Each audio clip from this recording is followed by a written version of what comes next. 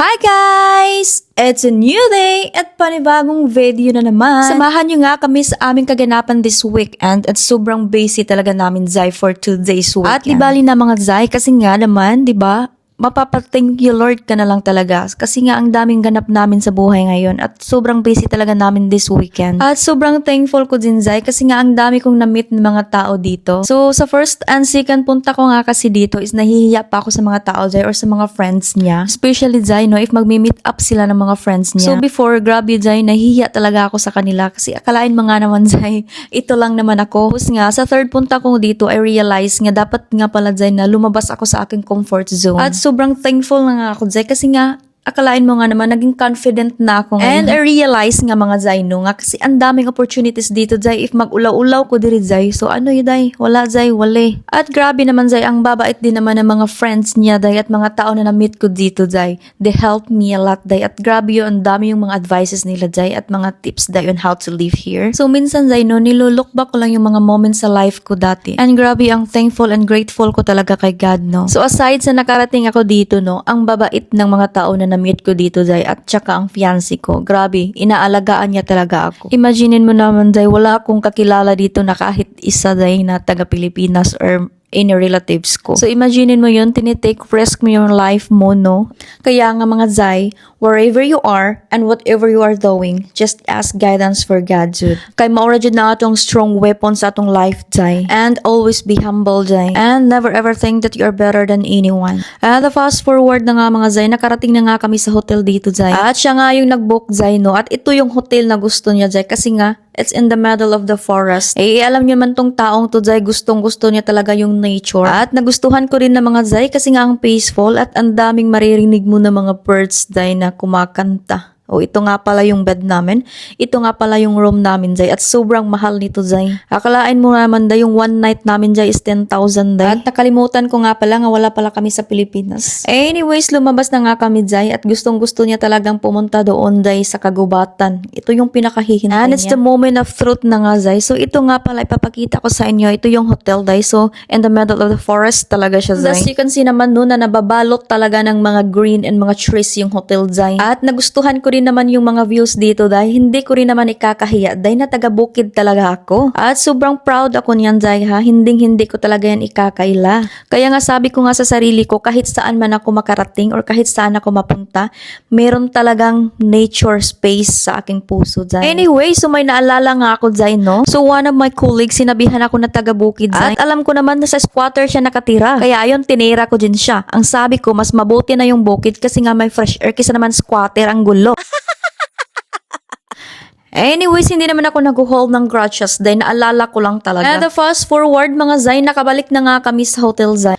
At ayun, nag-coffee na nga kami at kumain ng apple pie. Hindi talaga ako mahilig sa matatamis. Pero wala akong choice, Zai, nandito na to eh. And ito nga pala yung view sa labas kasi nga pumasok na kami sa loob kasi nga umuulan ng mga Zai. Kasi nga yung weather dito unpredictable talaga. Minsan sinasabi niya talaga, Zai, na parang babae yung weather dito, Zai, or parang ako. Unpredictable at ang daming mood swings daw, Zai. So ang sabi ko naman, you sign up for this. So ito, kayanin mo. Hi, good morning na pala at ang sarap nga pala ng view ko, Zai.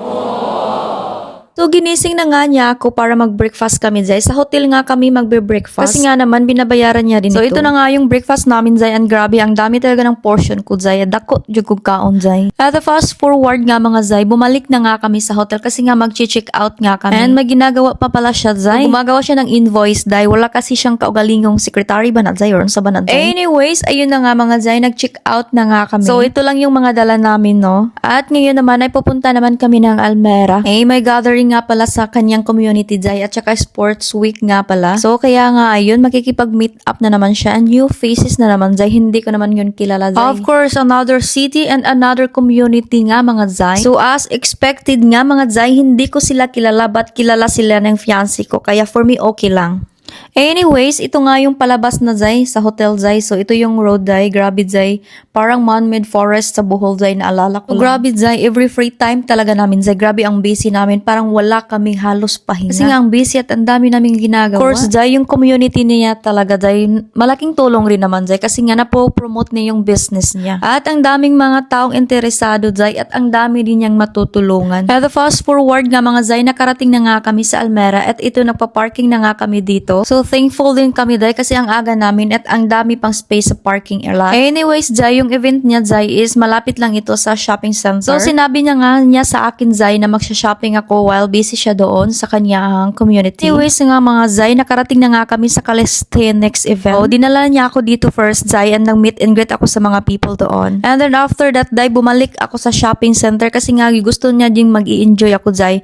And napadaan ako dito sa dance competition ba to, Jai, sa ba ni siya. So nihapit na lang sa kog tanaw ani, Jai, kay murag nalingaw masad ko, Jai. So kay niana man siya, Jai, nga I want you to enjoy yourself as well. Mo to, Jai, nag-shopping ko, Jai, kay iya man sad kong gipa-shopping ato, Jai, para malingaw ko, Jai. So mo to, Jai, nisod ko og Zara, Jai, story time lang ni nako kanya nga video. Nisod ko og H&M and Pull & Bear and Mango. Honestly, Jai, dili jud ko materialistic and more on tipid jud ko, Jai. So ang uban gani kay mo ana nga tihik daw ko. So kay magunahon na manggod ko kanang need ba jud ni nako or wants ra. So, usually, Jai, mong gasto ko, Jai, para sa akong pamilya ra. Or it depends, Jai, if kanang friends gani, Jai, nga gi-value ko, Jai, mo gasto ko nimo. But if you are type of friends nga kanang mo demand gani, like mo ana ba nga kanang uy kanang panglibre ikaw bayad ani kay nanabitaw ka sayo. Makaingon jud ko, Jai, hoy sure ka nga porkit naa na ka sa gawas, Jai, or sa another country murag ipamunit ta nimo ang kwarta. Jai, wala taon mi namunit og kwarta diri ah. And if you are type of friends nga katong down ko, unya mas gidown pa jud ko nimo, Jai. Never jud ko mohatag og value nimo. Anyways, fast forward na mga Jai. So tapos na nga yung kaganapan that day, Jai, at ito na naman yung kaganapan namin kahapon, Jai. One of his friends, Jai, gi-invite me sa ilahang anniversary, which is restaurant nearby ra ni siya, Jai. Ila nang gi-hall rent ang restaurant and here.